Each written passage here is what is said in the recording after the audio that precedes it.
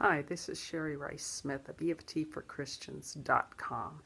I want to continue the conversation about tapping with little ones. Um, I'm going to have a few notes here, so if I refer to them, please excuse me because I want to make sure I cover the rest of this material. In my previous YouTube here, I discussed the whole concept of brainwave states.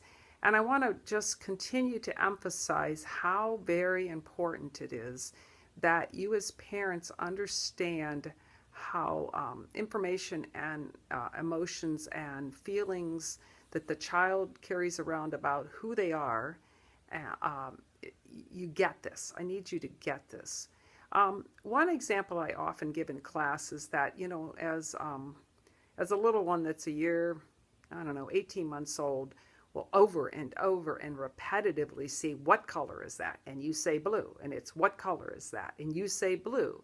And what color is that? And you say blue. And then pretty soon you're like going, okay, stop asking me that question. But what I not want you to understand is that the child has to ask that question. And of course, the child also has to ask that question about every single thing they see around them. And why is that? Because they're building neural pathways. And they have like hundreds of millions of them to build. They have to know that that's a car, and that's a curtain, and that's a ball, and that's orange. And so they're going to continue to ask that because every time they ask it, they strengthen the neural pathway around that concept. So it's extremely important, that you answer the child and be patient with them. I often say I wish I had learned that in home ec class, and I don't know if they even do home ec class anymore, but back in the day when we had home ec class.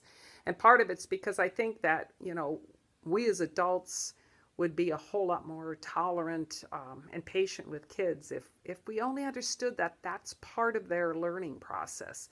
We often think they do and ask the same question repetitively just to annoy us, and that's not true. They're just trying to build those neural pathways.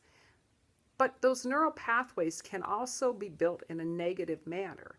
So when the child is ignored or is told to sit down and be quiet, or repetitively says you're a bad boy, or you're not good, you're being bad, you're stupid, I don't know. There's a million things that parents can say to a child, and sometimes the words themselves don't even have to be said. It's the attitude of the caregiver of, you're not important enough for me to pay attention to.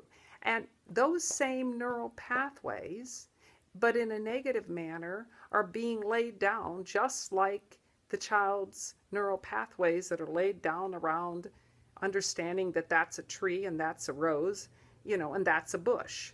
So be careful what you're saying to children. And the neural pathways, obviously, that we would love for every child on the planet to have is that they're loved and cared for, and they're important.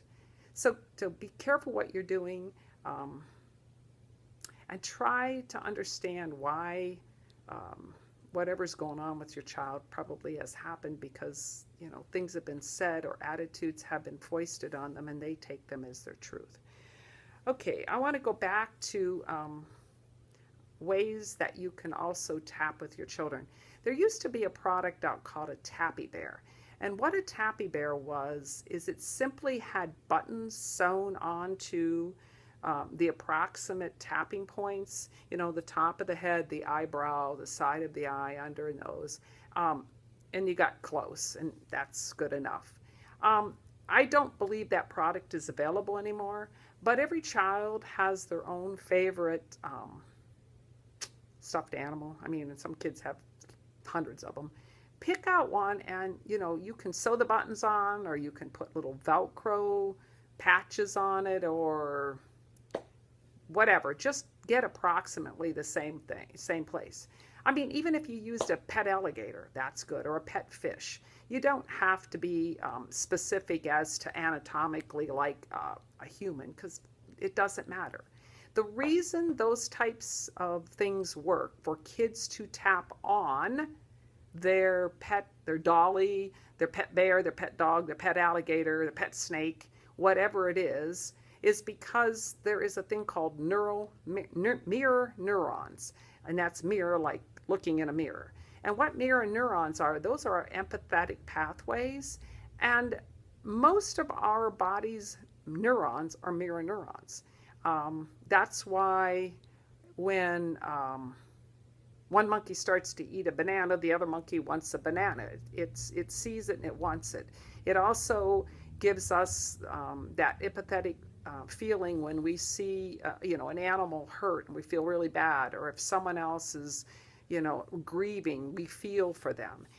And so as the child taps on Tappy Bear or Tappy Alligator or Tappy Doggy, they settle down their own neurological system. They kick in their parasympathetic nervous system, and that's the part of your nervous system that settles you down simply because of those mirror neurons. So you may want to create one of these for your little one, and when they're upset, just say, oh, Teddy Bear's upset. Why don't you go tap on Teddy Bear? Or Dolly's upset. Why don't you go tap on Dolly?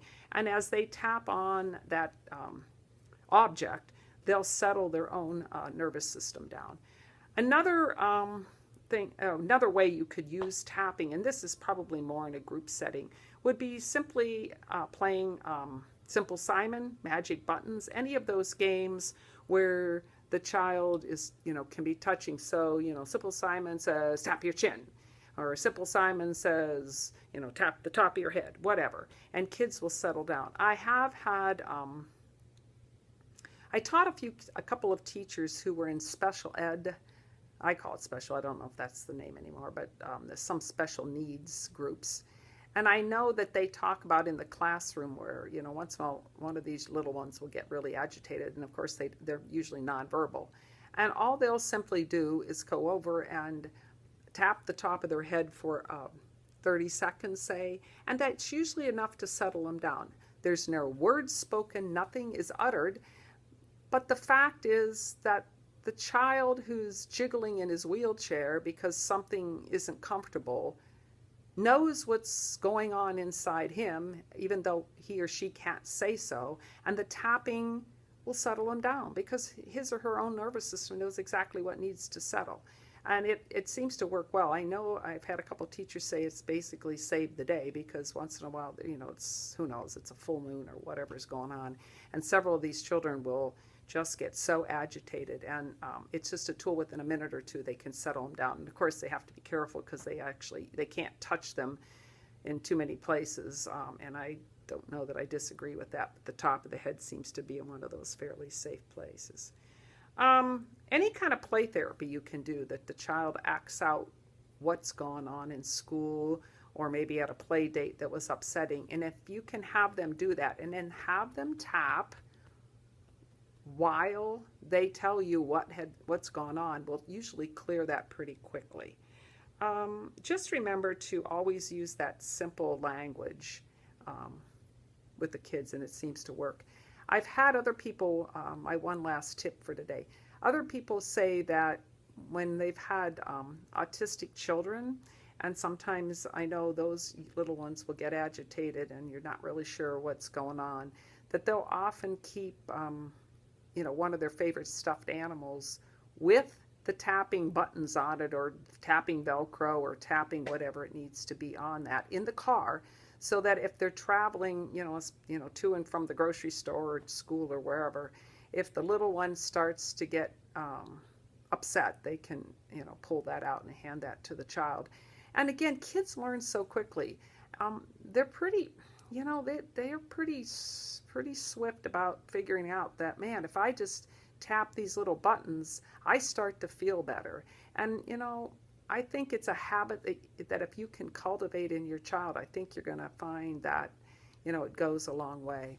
I'm going to end with a story, and that's what kind of triggered me off on this today is I actually got a text from one of my EFT gals who said her daughter today at lunch, and she's got a little 6-year-old, just went off the wall because she didn't want her mom to make whatever mom was making for lunch, and she just literally started into a tantrum. And I was told that the mom just kind of snagged the little one, put her on her lap, I think the little one wasn't too happy about it, but she got her in her lap and she just started tapping on her head and face points. And she said it took 2 minutes, and that was the end of it. The tantrum was over. The little one just simply settled down, and she said all of a sudden she was dancing and singing as she usually does in the kitchen, waiting for lunch. And that ended any need for a timeout. It ended any chance of the whole day being ruined, because we know often this goes on and then the day's shot and everybody's in a tizzy and worn out and, emotionally anxious because some little one just had a bad morning. So tap, tap, tap. Get your kids into the habit of tapping. Teach them. They can learn at any age. I've had 4-year-olds learn how to tap. They'll just know they need it. They're getting angry at something and they just stop and they'll tap. Or you just say, hey, remember, tap. It's gotten them out of some timeouts. It's a wonderful tool. God created it. He put it in our physiology. We know we can use it. And I think we would make some amazing, amazing Christian adults if we could get our kids to tap early, so that they're not building up all of this neurological, negative, emotional memories that the rest of us now have to tap out of us. Because it just brings them into a whole different place where you are freer. You could just step into God's will. It's just an amazing thing when you're not bogged down with the fog and the junk of emotional stuff that we just no longer need to carry. Have a great day. If you have any questions, feel free to email or call me. I love answering questions. Thank you. God bless you. Bye-bye.